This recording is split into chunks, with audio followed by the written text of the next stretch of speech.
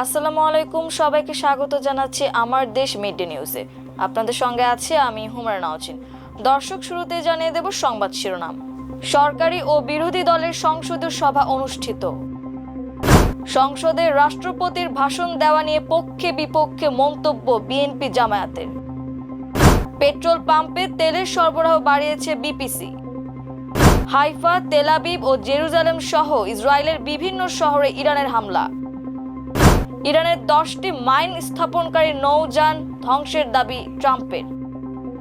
ইরানি missile প্রতিহত করা দুঃসাধ্য, স্বীকার করল ইসরায়েল। মধ্যপ্রাচ্য ছেড়েছেন 43,000-এর বেশি মার্কিন নাগরিক। ইরানকে থামাতে জাতিসংঘের দ্বারস্থ মার্কিন মিত্ররা। নিরাপত্তা পরিষদে ভোটাভুটি আজ। দর্শক, শুনছিলেন সংবাদ শিরোনাম, এবারে বিস্তারিত। আগামীকাল অনুষ্ঠিত হতে যাচ্ছে ত্রয়োদশ জাতীয় সংসদ নির্বাচনের প্রথম অধিবেশন। সে উপলক্ষে আজ সরকারি ও বিরোধী দলের পৃথক সংসদীয় সভা অনুষ্ঠিত হয়েছে। বেলা 11:15টার দিকে সংসদ নেতা ও প্রধানমন্ত্রী তারেক রহমানের সভাপতিত্বে সংসদ ভবনের সরকার দলীয় সভা কক্ষে সরকারি দলের সভা শুরু হয়।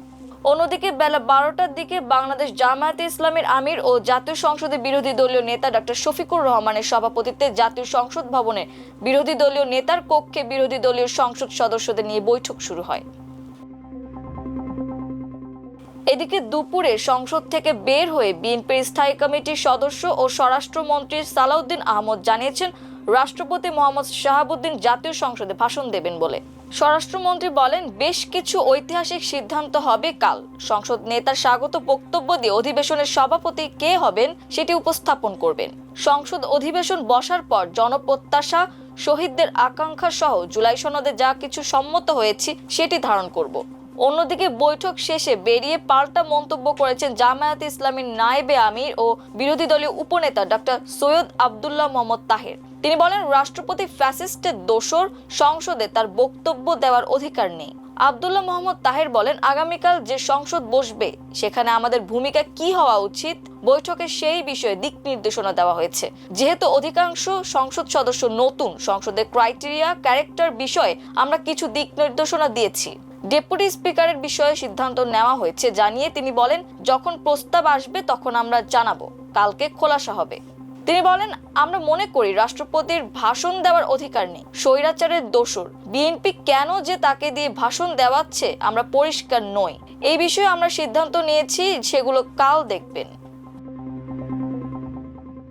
রেশনিং পদ্ধতির আওতায় ডিপো থেকে পেট্রোল পাম্পগুলোতে জ্বালানি তেল সরবরাহ বাড়িয়েছে বাংলাদেশ পেট্রোলিয়াম কর্পোরেশন বিপিসি। এতদিন 25% কমিয়ে তেল সরবরাহ করা হলেও বর্তমানে তা 15% নামিয়ে আনা হয়েছে। বুধবার এক বার্তায় এ তথ্য জানায় বিপিসি।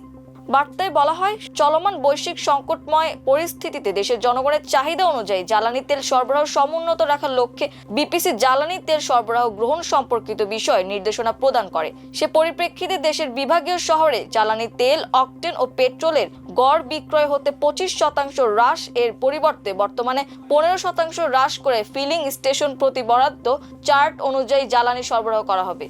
হ্রাস করা বরাদ্দ অনুযায়ী জ্বালানি সরবরাহ নিশ্চিত করার লক্ষ্যে বিপিসির অধীন বিপণন কোম্পানিগুলোর ডিপো সুপার, বিক্রয় কর্মকর্তা এবং ডিলার অথবা এজেন্টকে প্রয়োজনীয় ব্যবস্থা গ্রহণের জন্য বিশেষভাবে অনুরোধ করা হলো। ইসরায়েলে হামলায় ইরান তাদের ব্যালিস্টিক ক্ষেপণাস্ত্রের প্রায় অর্ধেক অংশে গুচ্ছ বোমা বা ক্লাস্টার বোমা ওয়ার হেড ব্যবহার করছে বলে দাবি করেছে ইসরায়েলি প্রতিরক্ষা বাহিনী আইডিএফ। মঙ্গলবার প্রকাশিত আইডিএফ এর এক বিশেষ মূল্যায়নে বলা হয়েছে, এই প্রযুক্তির মাধ্যমে ইরান যুদ্ধের ময়দানে বিধ্বংসী ক্ষমতা বহুগুণ বাড়িয়ে দেওয়ার কৌশল নিয়েছে। আইডিএফ এর বিশেষজ্ঞরা জানিয়েছেন, এই বিশেষ ওয়ারহেডগুলো লক্ষ্যবস্তুর আকাশে পৌঁছানোর পর কয়েক ডজন ক্ষুদ্র সাব মিউনিশনে বিভক্ত হয়ে যায়। প্রতিটি ক্ষুদ্র বোমায় কয়েক কেজি করে উচ্চমাত্রার বিস্ফোরক থাকে, যা প্রায় 10 কিলোমিটার ব্যাসার্ধের বিশাল এলাকা জুড়ে ছড়িয়ে পড়ে ব্যাপক ক্ষতি নিশ্চিত করতে সক্ষম।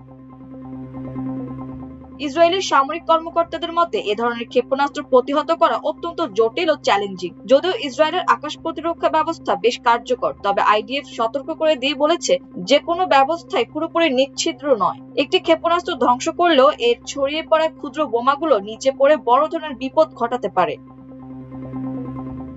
আইডিএফ এর হোম ফ্রন্ট কমান্ডের তথ্য অনুযায়ী ইরান কেবল সামরিক স্থাপনা নয় বরং জনবসতিপূর্ণ এলাকা এবং গুরুত্বপূর্ণ অবকাঠামোকেও লক্ষ্যবস্তু করছে। গত সোমবার মধ্য ইসরায়েলের একটি নির্মাণাধীন এলাকায় ক্লাস্টার বোমার আঘাতে 2 জন নিহত হওয়ার খবর পাওয়া গেছে এবং আরো কয়েকটি স্থানে বড় ধরনের ক্ষতির ঘটনা ঘটেছে। পর্যবেক্ষণে আরো বলা হয়েছে, ইরান বর্তমানে একযোগে অনেকগুলো ক্ষেপণাস্ত্র না ছুড়ে অল্প সংখ্যক কিন্তু শক্তিশালী ক্ষেপণাস্ত্র ব্যবহার করছে। ধারণা করা হচ্ছে বড় আকারের সমন্বিত হামলা চালাতে তেহরান কিছুটা সমস্যার মুখে থাকলেও গুচ্ছ বোমার মাধ্যমে তারা সীমিত হামলাতে সর্বোচ্চ ধ্বংসযজ্ঞ চালানোর চেষ্টা করছে। ক্রমেই তীব্র হয়ে ওঠা যুদ্ধের মধ্যে মধ্যপ্রাচ্যে কূটনৈতিক উত্তেজনা চরমে পৌঁছেছে। গত 28 ফেব্রুয়ারি থেকে ইরানে ইসরায়েল ও যুক্তরাষ্ট্রের যৌথ হামলার জবাবে লাগাতার পাল্টা হামলা করে যাচ্ছে তেহরান। বিধ্বংসী ক্ষেপণাস্ত্র ও ড্রোন দিয়ে করা এসব হামলার লক্ষ্যবস্তু হলো ইসরায়েল ও মধ্যপ্রাচ্যে অবস্থিত মার্কিন ঘাঁটি। নানা কৌশলে ও তৎপরতায় ইরানকে থামাতে না পেরে এবার জাতিসংঘের দ্বারস্থ হয়েছে মার্কিন মিত্ররা। উপসাগরীয় বিভিন্ন দেশে ইরানের হামলার বন্ধের দাবিতে আজ গুরুত্বপূর্ণ এক প্রস্তাবে ভোট নিতে যাচ্ছে জাতিসংঘের নিরাপত্তা পরিষদ। প্রস্তাবটি উত্থাপন করেছে বাহরাইন। এক প্রতিবেদনে এ তথ্য জানিয়েছে আল জাজিরা। খসড়া প্রস্তাবে ইরানের বিরুদ্ধে মধ্যপ্রাচ্যের একাধিক আরব দেশের উপর হামলা চালানোর অভিযোগ তুলে তার কঠোর নিন্দা জানানো হয়েছে। প্রস্তাব অনুযায়ী ইরানকে অবিলম্বে বাহরাইন, কুয়েত, ওমান, কাতার, সৌদি আরব, সংযুক্ত আরব আমিরাত এবং জর্ডান এর বিরুদ্ধে সব ধরনের সামরিক হামলা অবিলম্বে বন্ধ করার আহ্বান জানানো হয়েছে। পাশাপাশি আঞ্চলিক সংঘাতে প্রক্সি সশস্ত্র গোষ্ঠী ব্যবহারের নীতি পরিত্যাগেরও দাবি জানানো হয়েছে। কূটনৈতিক অঙ্গনে বাড়তে থাকা চাপ, পাল্টাপাল্টি সামরিক তৎপরতা এবং আঞ্চলিক উদ্বেগের মধ্যে এই ভোটকে চলমান সংকটের একটি গুরুত্বপূর্ণ মোড় হিসেবে দেখা হচ্ছে। তবে পরিষদের স্থায়ী সদস্যদের অবস্থানই নির্ধারণ করবে প্রস্তাবটি শেষ পর্যন্ত পাস হবে কিনা। বিশ্লেষকদের মতে প্রস্তাবটি গৃহীত হলে ইরানের উপর আন্তর্জাতিক চাপ উল্লেখযোগ্যভাবে বৃদ্ধি পেতে পারে এবং মধ্যপ্রাচ্যের চলমান সামরিক উত্তেজনা নতুন কূটনৈতিক পর্যায়ে প্রবেশ করতে পারে। তবে প্রস্তাবটি ভেস্তে গেলে আঞ্চলিক শক্তিগুলোর মধ্যে উত্তেজনা আরো বাড়ার আশঙ্কা রয়েছে। এদিকে আজও ইসরায়েলের বিভিন্ন শহর এবং মধ্যপ্রাচ্যে মার্কিন সামরিক স্থাপনা লক্ষ্য করে 37তম দফার হামলা চালানোর দাবি করেছে ইরানের Islamic revolutionary guard corps IRGC। টানা 3 ঘন্টারও বেশি সময় ধরে চলা এই অভিযানে নতুন প্রজন্মের সুপার হেভি খোররাম শাহর ক্ষেপণাস্ত্র ব্যবহার করে কয়েক স্তরের সমন্বিত হামলা চালানো হয়। ইরানের ফার্স নিউজ এজেন্সিতে প্রকাশিত এক বিবৃতিতে IRGC জানায়, তারা তেল আবিবের দক্ষিণে অবস্থিত হায়েলা স্যাটেলাইট যোগাযোগ কেন্দ্রে দ্বিতীয়বারের মতো হামলা চালিয়েছে। এছাড়া বীর ইয়াকুব, পশ্চিম জেরুজালেম এবং হাইফার বিভিন্ন সামরিক স্থাপনাকেও লক্ষ্যবস্তু করা হয়েছে। বিবৃতিতে আরো বলা হয়, ইরাকের ইরবিলে অবস্থিত মার্কিন ঘাঁটি এবং বাহরাইনের মানামায় অবস্থিত মার্কিন নৌবাহিনীর 5ম নৌবহরের সদর দপ্তরেও ইসলামিক প্রজাতন্ত্রের সশস্ত্র বাহিনী ব্যাপক হামলা চালিয়েছে। এর আগে ইরানের ছোড়া ক্ষেপণাস্ত্র ইসরায়েলের বাণিজ্যিক নগরী তেল আবিবের কাছে আঘাত আনলে কয়েকজন আহত হন বলে ইসরায়েলি সংবাদ মাধ্যম চ্যানেল 12 এর বরাত দিয়ে আল জাজিরা জানায়। চ্যানেল 12 এর অপর এক প্রতিবেদনের বরাতে আল জাজিরা জানায়, 1 ঘন্টার মধ্যে ইসরায়েলের দিকে দ্বিতীয় দফা ইরানি ক্ষেপণাস্ত্র হামলা চালানো হয়। এই হামলার সময় মধ্য ইসরায়েল জুড়ে সতর্কতামূলক সাইরেন বেজে ওঠে, ফলে বাসিন্দাদের দ্রুত আশ্রয় কেন্দ্রে চলে যাওয়ার নির্দেশ দেওয়া হয়। প্রতিবেদন অনুযায়ী ইসরায়েলের আকাশ প্রতিরক্ষা ব্যবস্থা দ্রুত সক্রিয় হয়ে ওঠে এবং নিক্ষেপ করার সব ক্ষেপণাস্ত্র আকাশই ধ্বংস করে। এতে এখন পর্যন্ত কোনো হতাহতের খবর পাওয়া যায়নি।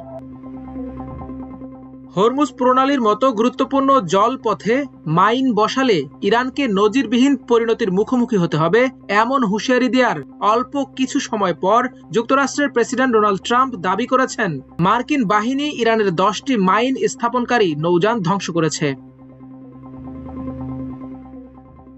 নিজ মালিকানাধীন সামাজিক যোগাযোগ মাধ্যম ট্রুথ সোশ্যালে ট্রাম্প লিখেছেন, আমরা 10টি মাইন স্থাপনকারী নৌযান ও জাহাজকে আঘাত করে সম্পূর্ণ ধ্বংস করে দিয়েছি।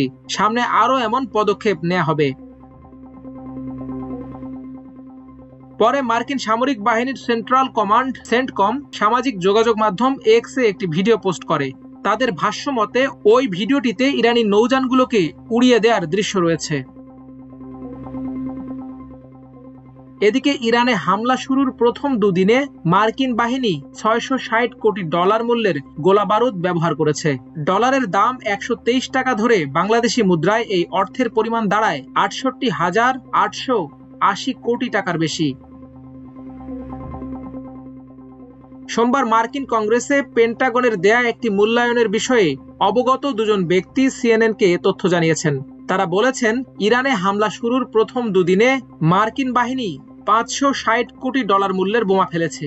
এই বিশাল অঙ্কের অর্থ ক্যাপিটাল হিলে আরও উদ্বেগের সৃষ্টি করছে। সিএনএন জানায়, মার্কিন বাহিনী যে দ্রুত গতিতে সমরাস্ত্র ব্যয় করছে তা উদ্বেগজনক বলে মনে করছে মার্কিন কংগ্রেস। এসব অস্ত্রের মধ্যে বিপুল সংখ্যক দূরপাল্লার ক্ষেপণাস্ত্র আছে। এরিজোনার ডেমোক্র্যাট সিনেটর মার্ক কেলি বলেন, তেহরানের কাছে ক্ষেপণাস্ত্র ও ড্রোনের বিশাল মজুত রয়েছে। যুক্তরাষ্ট্র ও তার মিত্ররা ইরানের ব্যালিস্টিক ক্ষেপণাস্ত্র ও ড্রোন ধ্বংসের জন্য উল্লেখযোগ্য সংখ্যক আকাশ প্রতিরক্ষার অস্ত্রও ব্যবহার করছে। মার্কিন কংগ্রেসের একাধিক সূত্র সিএনএনকে বলেছে, চলমান যুদ্ধে সমরাস্ত্র সরবরাহ অব্যাহত রাখতে ট্রাম্প প্রশাসনকে খুব শীঘ্রই কংগ্রেসের কাছে সম্পূরক তহবিল চাইতে হবে। এদিকে লেবাননের রাজধানী বৈরুতে একটি আবাসিক ভবনে ইসরায়েলি বিমান হামলার পর ভয়াবহ অগ্নিকাণ্ডের ঘটনা ঘটেছে। স্থানীয় সময় ভোরের আগে চালানো ওই হামলায় ভবনের একাধিক তলা সম্পূর্ণ ধ্বংস হয়ে যায় এবং সেখানে আগুন ছড়িয়ে পড়ে। আল জাজিরার প্রতিবেদক বৈরুত থেকে জানান, হামলাটি সম্ভবত একটি পরিকল্পিত লক্ষ্যবস্তুতে হত্যাকাণ্ডের ঘটনা ছিল। হামলাটি ভবনের এক বা একাধিক তলাকে পুরোপুরি ধ্বংস করে দেয়। হামলার সময় রাত শেষ হয়ে ভোরের আলো ফুটতে শুরু করছিল, এমন সময় হামলাটি করা হয়েছিল।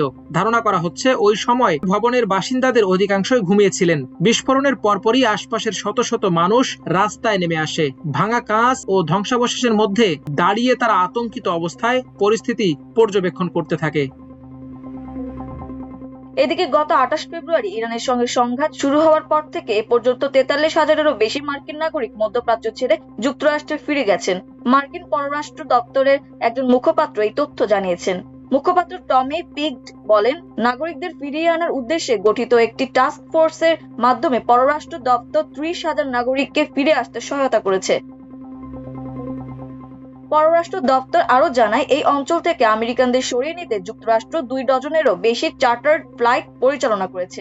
তবে এসব ফ্লাইটে গড়ে 40% কম যাত্রী ছিল, কারণ অনেক আমেরিকানই বাণিজ্যিক ফ্লাইটে ফিরতে পছন্দ করেছেন। মধ্যপ্রাচ্য থেকে চার্টার্ড ফ্লাইট এবং স্থলপথে সরিয়ে নেওয়ার কার্যক্রম এখনো অব্যাহত রয়েছে। যে কোনো মার্কিন নাগরিক চাইলে এই সহায়তার জন্য আবেদন করতে পারে বলে জানিয়েছে পররাষ্ট্র দপ্তর। সাম্প্রতিক সপ্তাহগুলোতে ইরান ও ইসরায়েলের মধ্যে সরাসরি সামরিক উত্তেজনা তীব্র হয়ে উঠেছে। ইসরায়েলের বিভিন্ন অঞ্চলে বারবার সাইরেন বেজে উঠছে এবং আকাশ প্রতিরক্ষা ব্যবস্থা নিয়মিতভাবে ইরান থেকে ছোড়া ক্ষেপণাস্ত্র প্রতিহত করার চেষ্টা করছে। বিশ্লেষকদের মতে, ইরান ও ইসরায়েলের এই পাল্টাপাল্টি হামলা মধ্যপ্রাচ্যের সংঘাতকে দ্রুত আরো বড় আঞ্চলিক যুদ্ধের রূপ দেওয়ার ঝুঁকি তৈরি করছে। দর্শক, এই ছিল আমার দেশ মিড ডে নিউজে। এতক্ষণ আমাদের সঙ্গে থাকার জন্য অসংখ্য ধন্যবাদ। আল্লাহ হাফেজ।